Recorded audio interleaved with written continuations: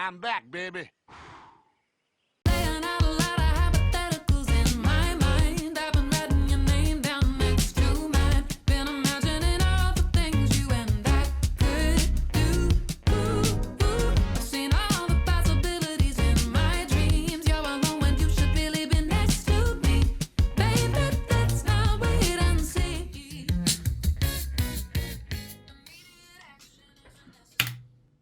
Sorry for being gone a little bit. I'm back. I've got something pretty exciting. This is the Woo Audio WA33. This is Woo's flagship tube headphone amp, and I'm pretty excited to tell you about this because this is an absolutely phenomenal sounding amp. This unit is here on loan from Woo Audio. I don't get to keep this, it's not staying, it's just here for the review and then it's going back to them. Thank you very much, Woo, for sending this over, and I'm really sorry that it's taken so long to get it back to you. This has been here for a little bit longer than anticipated, mostly because moving and everything disrupted video production for a bit, hence why I've not posted a video in a while, but it's lovely to see you guys again. But it meant that I got to spend quite a lot of time with this amp, and I'm really glad that I did, because not only did I try and thoroughly evaluate this with quite a lot of different headphones, but I got to really play about with this with different DACs in different power conditioning scenarios, which is interesting, and with different tubes as well. Obviously, tube rolling is one of the main benefits of having a tube amp. You can change how it sounds and tweak it exactly to your liking by putting different tubes in.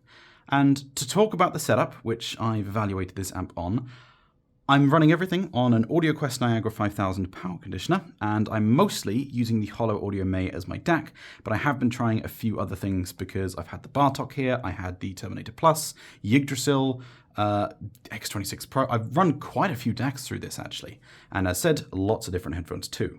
But tubes, because one of the main things about running because one of the main concerns that people will often have when buying a brand new tube amp, especially a particularly expensive one like this, which is just shy of $8,000. This is the standard edition, not the elite edition, which is about $15,000. Is, are the stock tubes any good? Am I going to need to take these out, put something more expensive in? Is it going to be more expensive than just the cost of the amp itself to get this thing running and get the full experience? And in videos like the WA22 review, I said that in that case, yes, you really should change the stock tubes. I didn't like those. With the stock tubes, it was just dense and kind of closed in. But the good thing was that even just with some cheap upgrades, you can change that. You can make it much more open, much more incisive and detailed, and it was just a better experience. I did purchase some tubes specifically for the purpose of this review. Those have now been sold, but I did get some in with my own money just to thoroughly evaluate this amp. And I'm kind of happy to report that the stock tubes on this sound really good. I really don't think that there is any need at all to upgrade these unless you are specifically looking for just a change in sound signature. I purchased some PS-Vane 2A3 Acme tubes and a 596 rectifier. I didn't change the driver tubes just because there is about 3 options for those that you can get, period. 2 of which are actually the same thing and 1 of which is about £1,500. So I left those as is. But the other ones I swapped out, and it did change the sound of the amp. How it changed it from stock was that it basically made the soundstage a bit bigger, but a bit more diffused, and that was kind of it. It didn't really change the tonality of it. It didn't really change any kind of performance or technicalities, so I didn't really feel that that was a worthwhile upgrade. It did change things, and I'm sure some people are going to have a preference one way or the other, and of course there are endless other tubes that you can put in this, but what I would say is that I do think that the stock tubes are fine, and I don't think you need to upgrade those out of the box. Let's have a bit of a peek at the build quality first. The amplifier uses the same brushed metal construction as most of Woo's other amps, including the previously reviewed WA22. That unit was in silver, this one is of course in black, and I have to say, I think the black looks absolutely stellar. It's just gorgeous. This has been put together really nicely, everything about it is incredibly solid, all the way to the controls, just super tactile, the potentiometer having just the right amount of spoon in honey resistance with zero give whatsoever. It feels incredibly solid and it looks absolutely beautiful. The combination of the size with the slightly understated aesthetics, just it's an absolute joy to look at, and I'm going to miss it just for that reason alone, to be honest. It's a 2-tier construction, so you've got one box on the bottom and one on the top. These don't come apart. It looks like they're just stacked on top of each other. That's not the case. They are actually joined. They don't come apart. They arrive like this.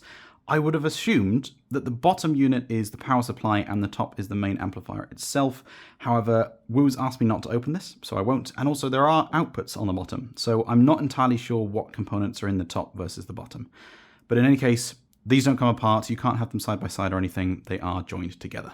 On the front we have the power button, which glows orange when in operation, and it also has a soft start feature. So when you press that, it'll flash for about 10 seconds before the amp actually turns on, and that's just to give the tubes a bit of time to warm up and make sure that there's no risk of damage to the amplifier or your headphones. There is a standard balanced XLR output and a single-ended 1/4 inch output, but you also have two XLR 3-pin outputs if you want to use something like Abyss and their superconductor cable, where instead of having one 4-pin cable, you have one going to each cup, each of which is a 3-pin XLR cable.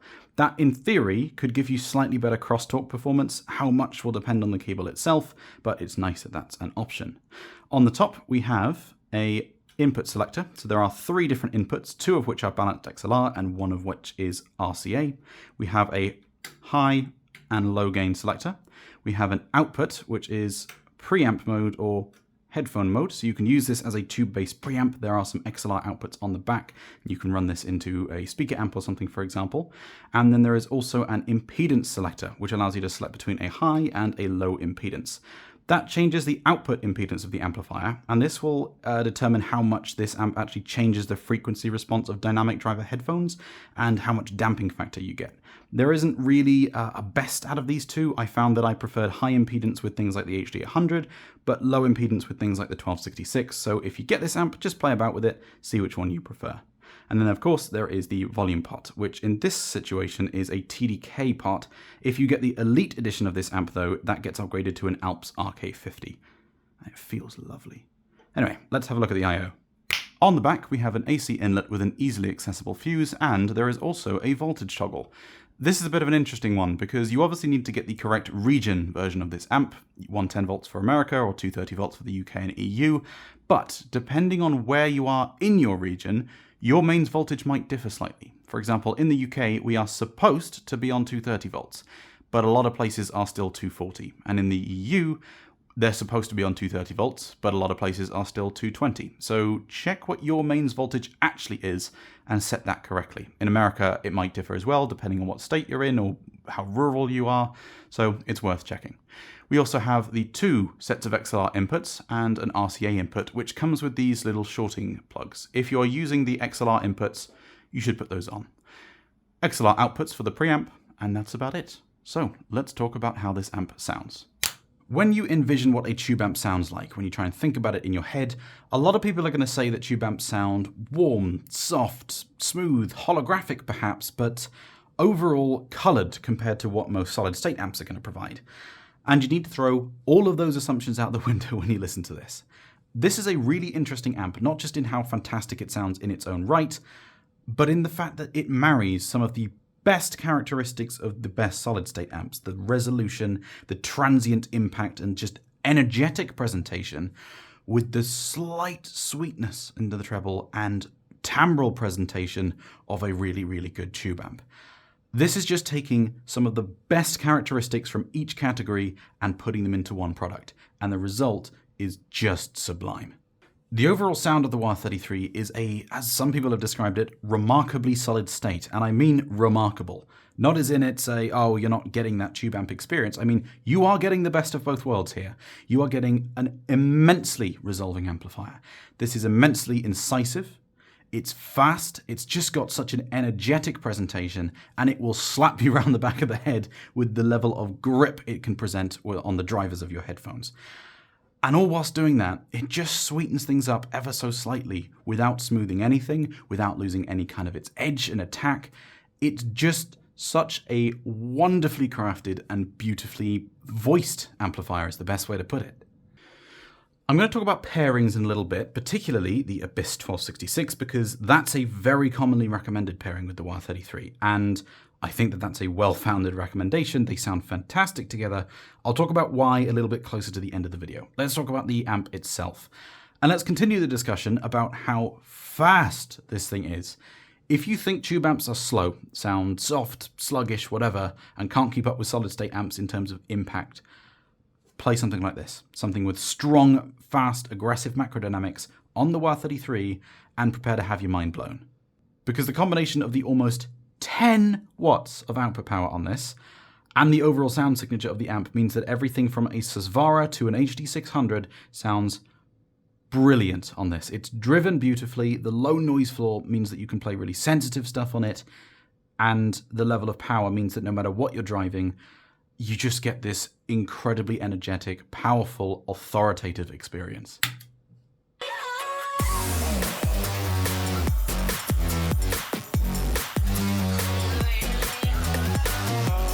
You've got these kick drums just pounding with such speed and force that it's just slapping you around the back of the head. But even through all of that, it's not missing a beat in terms of the other slightly more push to the back stuff. That voice is just floating there in its own little space. It's not being intruded upon by anything, and the amp doesn't feel like it can't keep up with the busyness of the track either. It's just effortlessly engaging.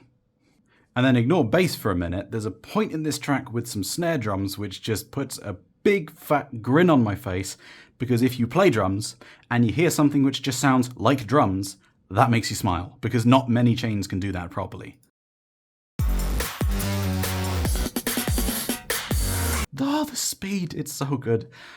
I'm going to struggle to kind of contain myself a little bit in this review because it does sound fantastic. It's got so many strengths and there are so few things to criticize about this. There are some, and I'm going to talk about those, but this is a just phenomenally impressive sounding amplifier. The fact that this is a tube amp with almost none of the stereotypical, anyway, drawbacks of a tube amp, which I don't think all of those are fair. I think that some of them are indeed just stereotypes which exist for pretty much no reason, but some of them are, broadly speaking, true. And it's got some of the excellent qualities of solid state as well. It just really is the best of a both worlds amp. But what if you don't spend all of your time listening to EDM and you want something which allows you to appreciate orchestral and acoustic music, stuff which needs more low-level microdynamic detail, the stuff which has a bit more of a delicate touch? This does just as well in that space too. In fact, potentially even more impressive, as shown by Musk by Tash Sultana. Just off the bat, that bass guitar, which I'll not talk about timbre just yet, but I have to mention it, that sounds impressively natural. And I don't mean natural as in smoothed over and not harsh. I mean, it just sounds like there is no barrier between you and that instrument. It just sounds real.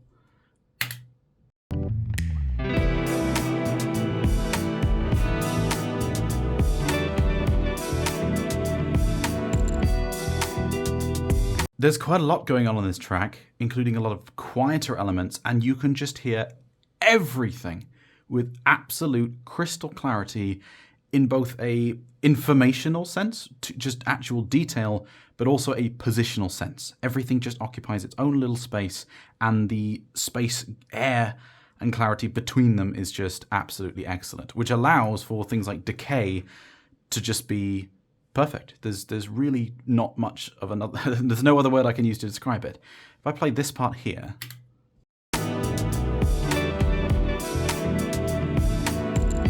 you can just hear that guitar decay go on for ages. And on a lot of solid state amps, even quite good ones, that often becomes hard to hear, either because it almost feels as if it's just sliced off, it's just not there anymore, or it's just obscured by other stuff going on in the mix. Whereas the clarity of space and separation between things, not just individually, allows that to just go on and on and on, with the reverberations being here. You can just pick any instrument in the mix and focus entirely on that.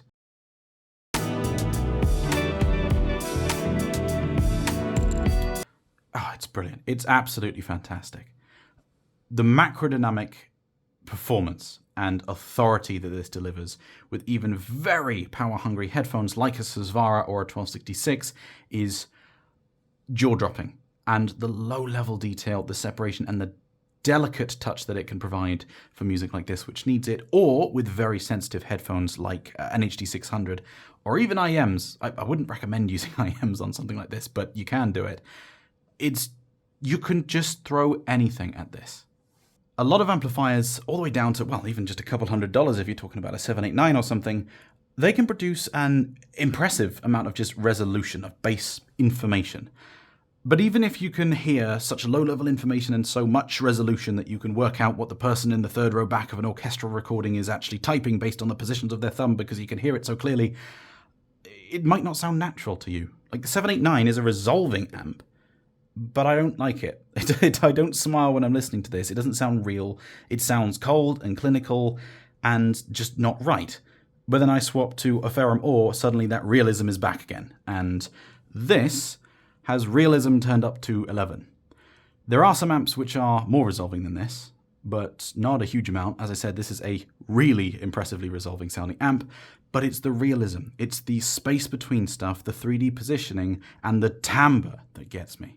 And so thanks to that timbral excellence, when you play something like this is deadmau5's Superbia. This is a live orchestral recording with some electronic elements which were mixed in at the time, so he was actually playing some synths there. It just sounds amazing. There is no other word that I can use than beautiful. The timbre is fantastic, the resolution is fantastic, the sense of direction and imaging is just perfect, and I'm going to shut up and let you listen a bit.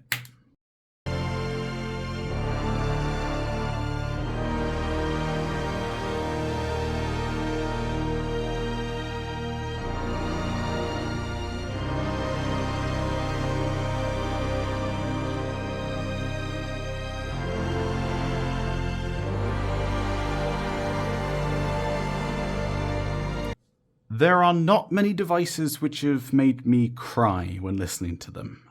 This one hasn't, but it's gotten me real damn close on a few occasions because the sense of presence is only held back by one thing. And that's staging, which might be a bit of a surprise because tube amps have a reputation for being holographic. Holographic is a word which means different things to different people, but my personal interpretation of it is it's a combination of two things: size of soundstage and quality of soundstage. There are a lot of audio devices which are big and expansive and huge and they've got a massive soundstage, but they're not holographic if they can't also have things up close, one thing here, one thing a couple feet away from you, something else on the left, something else just spreading out across in the distance, all at the same time. There's a difference between size of soundstage and a holographic presentation. So an HD800 or a Dave from Chord, for example, those are two examples of things which sound big and expansive, but not holographic because they can't do stuff in close and they don't have the layering aspect of it. Whereas there are other things like a shit Yggdrasil where it doesn't get very big at its maximum, but the quality you get is really, really good, so you've kind of got the opposite. And then there are, of course, some ones which are just not very good in either aspect. A lot of IEMs, for example, there isn't much stage at all or variation within it just because there just isn't much stage. Not all IEMs, but most IEMs. The WA33, in my opinion, falls into the category of being moderately large. There are some other amps, both in solid state, like a Serene or an Ore, which have a bigger soundstage, and tubes like, I would be tempted to say maybe the WA22. I think that the WA22, at least with the tubes that I was running in it, does have a slightly bigger soundstage than this. But it doesn't keep up in terms of quality of stage. The actual layering, positioning, and clarity. The clarity is just on another level with this. There is nothing between whatever instrument is playing here and the vocalist here. There's just nothing in that gap. There's no bleed, there's no smear, there's no congestion. It's just a window to the music, even if the window only lets you see 12 feet away. A track that I quite like to use to test this is Inner Light by Elderbrook. Rune thinks it's a remix. This is actually the original. Because this seems to, more obviously than some other tracks, scale with the capability of your source gear. And so this can sound surprisingly small if you play it on a chain which can't do soundstage that well. And it can sound surprisingly expansive if you play it on something which can. There's not much in the way of layering, so it's not going to test that 3D aspect, but it will test how far away things can get. Sleight of the hand that you never see.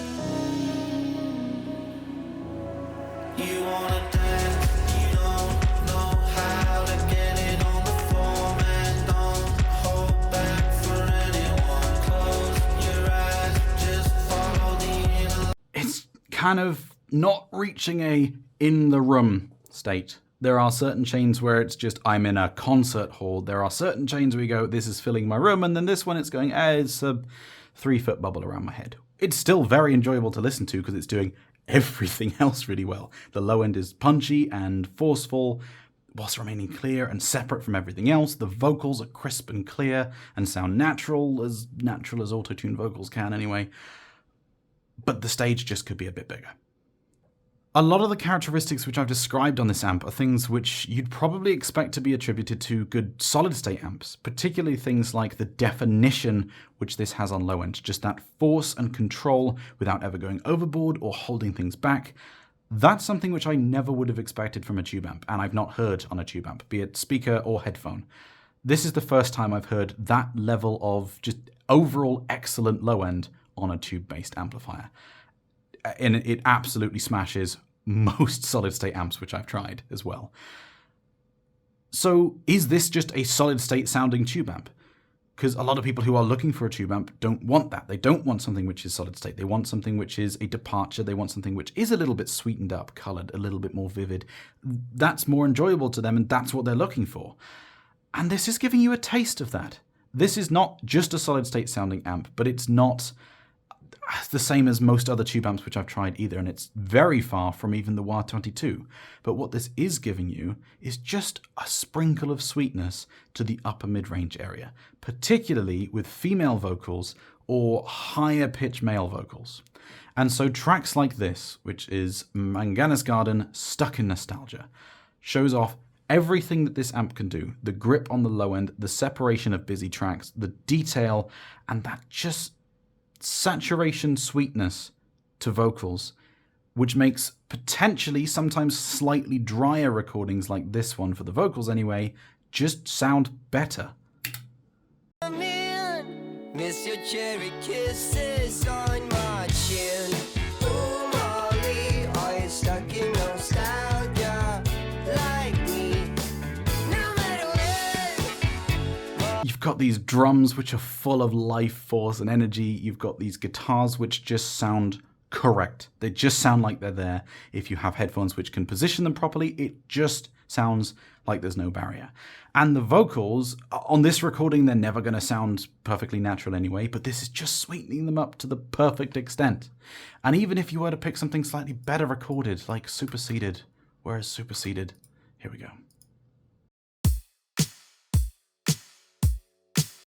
Couldn't prepare, I couldn't cool off. Every day we went to heaven and back, but now the hour's dry. It doesn't do it enough to make this sound incorrect either. So even with good vocal recordings, it just sounds fantastic. Can you tell that I like this? I'm really going to miss this thing when it goes. This is just a fantastic amp. Everything about this, with the exception of size of soundstage, which isn't even then that bad at all, is just phenomenal, and I'm really going to miss it. Before I wrap up, I've got to talk about the 1266, because the 1266 are a pair of headphones which seemingly everyone and their mother recommend you get for the WA33. In fact, if you go to CanJam, you'll often see these two paired together because Woo and Abyss have quite a close business relationship. They often recommend each other's products, and you could even get a GPS Labs edition of the WA33. But if you go on HeadFi or anywhere in the audio community and say, hey, what amp should I get for my 1266? Oh, well, you should get a WA33. Hey, what headphones should I get to put on my WA33? Well, you should get a 1266. And I couldn't agree more with that recommendation. These two are just made for each other. There's really no other way to put it. They play so well into each other's characteristics, the end result is just fantastic. I've been trying a lot of headphones on the WA33. These power the Sesvaras. They are powered perfectly on this. In fact, it's one of two headphone amps, the other being the Ferrum Ore, that I can safely say you're not losing anything compared to running them on a speaker amp. Every other headphone amp that I've tried doesn't do Sesvaras what I would consider properly, which is why I normally run mine on an HP2, but this does. This sounds fantastic with the HD100, with the HD600, with the Hypherman Arias, with IMs, with the Sendy Ivers, but I kept coming back to the 1266 because these two just work together. The WA33, as I mentioned, doesn't have the biggest soundstage in the world, but the 1266 have an enormous sounding soundstage. And so when you put these two together, the end result is that you get a big soundstage. So that's fantastic. It basically just compensates for each other. You don't end up with anything which sounds falsely big, but you don't end up lacking anything either. These are both incredibly resolving, so neither of these are bottlenecking each other. You've got a massive amount of resolution. The grip, control, and just energy in the low end that this amp has plays beautifully into the strengths of this, as an electronic music can especially. The energy in the low end here and the force with which it presents that, especially once you tune it just right, is fantastic. So that's, again, playing into each other's strengths. And lastly, the main criticism that I have with the 1266, which I'll talk more about in the review, is that vocals just sound a little bit on the kind of thin, not steely, but just thin side. They're not quite correct. Vocal timbre isn't the best on these cans.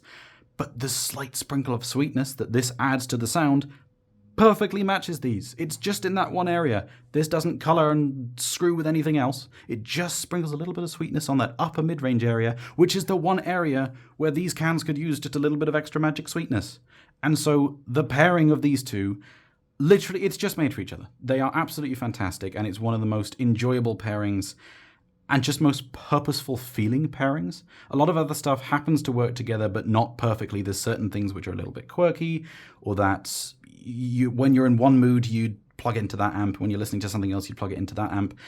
With the 1266, if I had a WA33, that's the only thing I'd use them on, really, because I've not found a reason to use them on anything else. These don't sound as good on any of my other amps as they do on the WA33. Susvara, I like most on the AHP2.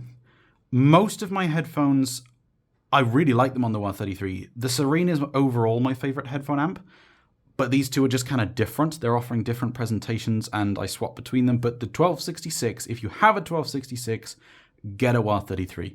It's absolutely worth it. So to sum everything together then, I love this amp. This is a fantastic sounding device. It's not got the world's biggest soundstage, but the quality of stage you get is fantastic. It adds just a little bit of extra sweetness to vocals, but not so much that it makes things sound unnatural or outright colored. The resolution is more than impressive. It's absolutely phenomenal. There doesn't feel like there's anything between you and a lot of the elements of the music, and the low end is better than any other tube amp I've heard, most solid state amps that I've heard, and this just overall gives one of the most enjoyable presentations of music without going so far as to make things colored in a way which is going to divide people. This is not a colored sounding amp. This is not a dead neutral sounding amp. It does have its own flavor, its own sound signature, but it's so tasteful, subtle, and just enough to put a smile on your face without making things sound wrong and not letting you have that feeling of presence. I love this. I absolutely love it. I do want to be clear though that this amp is not going to suit the kind of person that's looking for a more stereotypical tube amp sound. If you are the kind of person who's wanting that, something more warm, vivid, saturated, something which is colored in a way which a lot of people are going to enjoy, that's fine. I'm not criticizing any kind of colored presentation. In fact, I quite like that a lot of the time. All I'm saying is that's not what you're going to get on this. This is going for a much more neutral presentation. It doesn't go so far at all as to be clinical or sterile, and it just does add that little bit of sweetness, particularly in the vocal region. But other than that, this is trying to leave your music alone and give you the technical performance to deliver it as recorded. So if you're looking for something which is warmer, something which is smoother, something which is deliberately more vivid and saturated, you do need to look at something maybe like a WA22 or a Cayenne HA300. Those amps are probably going to suit you a bit better. But if you are looking for something which is so close to neutral with just a hint of sweetness, this is perfect. If you'd like to talk to me and other Wiggly Air enthusiasts about music, gear, and anything else in between, then do join my Discord server. Or, if you'd like to join the supporters-only Telegram chat and help make more videos like this possible, then consider supporting me on Patreon or Subscribestar. Currently, all income from Patreon and Subscribestar is going towards either getting things in for review or paying off the analyzer. A huge thank you to my crazy Summitify supporters, Architect, Chief Big Time, Dan Mellinger, Fake Aussie Accent, G'day Mate, Joe, Ross Kyle, Dizarasta, and my legend tier patrons, Gravitas, Chandler Bassett, Chris, CK Yozizawa Zoo, Dwayne Butler, and Jithan the Shiba, and my Diamond tier patrons Naivo Tsu, Adam Cardos, Beefy Fish, Chris Johnson, Not Twist, Gizmo1K, King Jung-un, Luxifer, Nick McKay, and Pokey.